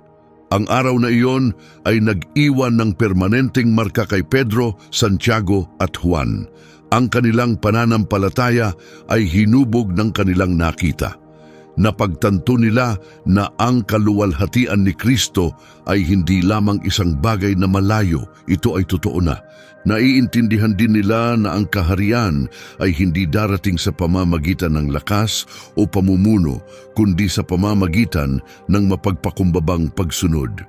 At na ang sinumang nagnanais na makibahagi sa kaluwalhatian ni Jesus ay kailangang handang makibahagi sa kanyang pagdurusa. Ang transfigurasyon ay nagsalita sa malalalim na takot at mga pagdududa sa puso ng tao. Para bang sinasabi ng Diyos Ama, "Ito ang aking anak. Siya ang sentro, siya ang daan, siya ang katuparan ng pangako." Kaya't kahit na dumaan ang dilim, kahit na ang mga pako ay dumaan sa kanyang mga kamay, kahit na ang kanyang katawan ay nakahimlay sa likod ng isang selyadong bato, tandaan ito, ang kaharian ay nagsimula na. Ang kanyang kaluwalhatian ay ipinakita na. Ang kinalabasan ay alam na. Marami pang pagsubok ang darating sa mga alagad. Makikita nilang inaalis si Jesus, tinutukso at binubugbog. Magkakalat sila, luluhod sila, magtataka sila. Ngunit may isang bagay na nagbago sa loob nila. Ang isang malalim na katotohanan ay tumubo. Nakita nila gamit ang kanilang mga mata, narinig nila gamit ang kanilang mga tainga, nahawakan nila ang isang bagay na walang hanggan. Kahit na hindi pa nila lubos na nauunawaan ng lahat, isang bagay ang malinaw, ang pangitain na kanilang nakita sa bundok ay totoo. At naniniwala sila na balang araw makikita ito ng buong mundo. Ngunit sa ngayon, ang kaharian ay hindi ipapakita sa pamamagitan ng mga malaking pagpapakita sa mga bundok. Lilago ito ng tahimik sa mga puso ng mga naniniwala. Ang sandaling iyon ay nagmarka ng isang bagong simula. Kahit na sila ay bumababa mula sa bundok, hindi iniwan ang kaluwalhatian. Nanatili ito sa kanila. Binago sila nito. Nagsindi ito ng apoy sa kanilang mga kaluluwa. At inihanda sila upang magtapat ng buong tapang, dumating na ang hari. Ang kanyang kaharian ay narito na. Isang araw, siya ay muling darating, hindi ng lihim, hindi ng tahimik at hindi lang saglit, kundi upang maghari magpakailanman. Ang bundok ng transfigurasyon ay higit pa sa isang tagpo ng banal na kaluwalhatian. Isa itong makapangyarihang paalala na kahit dumadaan tayo sa kalituhan, katahimikan, sakit o sakripisyo, ang kaharian ng Diyos ay malapit pa rin. Ito ay isang kaharian na buhay na sa bawat puso na nagtitiwala sa Kanya. At isang araw, makikita ito ng lahat ng lubos. Si Jesus ay hindi lamang ang sentro ng kahangahangang sandaling iyon. Siya ang nasa gitna ng buong kasaysayan. Siya ang katuparan ng batas, ang huling salita pagkatapos ng mga propeta, ang pag-asa para sa mga yumao, ang lakas para sa mga narito pa. Siya ang liwanag na nananatili sa atin kahit na tayo ay umalis sa bundok. Siya ang anak na minamahal ng Ama. At hanggang ngayon, patuloy siyang tumatawag. Kung ang mensaheng ito ay umantig sa iyong puso, kung ang isang katotohanan ay humatakhak sa iyo na magbalik, magsimula muli o magbigay ng iyong buhay ng buo, huwag hayaang lumipas ito. Hindi nagpapakita si Jesus upang magpahanga sa atin, nagpapakita siya upang baguhin tayo. Kung ngayon ay nararamdaman mong kailangan mong muling makipag-ugnay kay Hesukristo, dahil ikaw ay napalayo mula sa kanyang landas, o kung handa ka nang magsimula ng bagong paglalakbay patungo sa buhay na walang hanggan, isulat ito sa mga komento. Tinanggap kita, Panginoon Jesus, bilang ang nag-iisang makapagliligtas sa akin at inaalay ko ang aking buhay sa iyo. At kung ikaw ay patuloy nang naglalakad sa katotohanan ito, mag-type ng Amen sa ibaba. Ang iyong mga salita ay hindi lamang magpapatibay ng iyong pananampalataya, makakatulong din ito upang makarating ang mensaheng ito sa iba pang naghahanap ng pag-asa. Ibahagi ito sa isang tao na mahal mo. Ang sandaling ito ay maaaring maging punto ng pagpihit kung saan ang kanilang puso ay magbabago magpakailanman. Hindi nagbago si Jesus. Siya ang pareho kahapon, ngayon at magpakailanman. At kahit hindi pa natin siya nakikita sa ating mga mata, ang ating mga puso ay maaaring makilala pa rin ang kanyang presensya. Hanggang sa muli nating pagkikita.